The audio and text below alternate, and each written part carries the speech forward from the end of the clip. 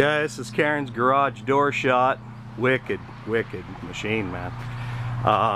As far as tables go, I'd say this one's pristine.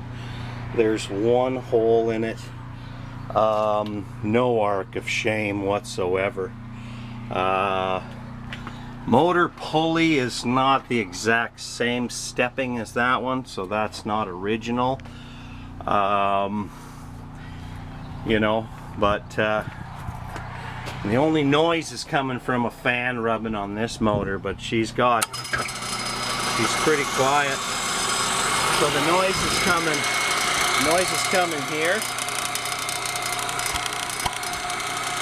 Okay. Quill bearings sound really good. Okay, so wicked machine. Pulled this out of Jarrett's trailer, and it's like the perfect motor. Cool cast iron feet. This will all come off. That's just a sensor.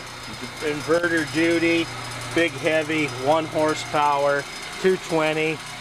You're all set. Puts that tin one to shame, although it's a Balder. That's the right one. Anyway, Karen, that one's for you. She's wickedly quiet, man. Bye.